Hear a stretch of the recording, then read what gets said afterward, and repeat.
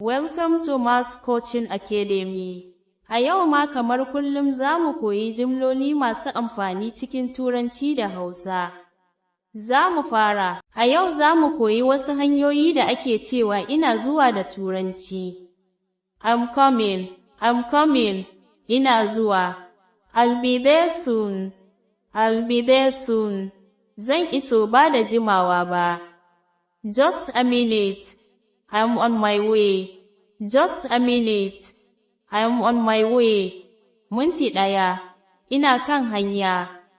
I'm almost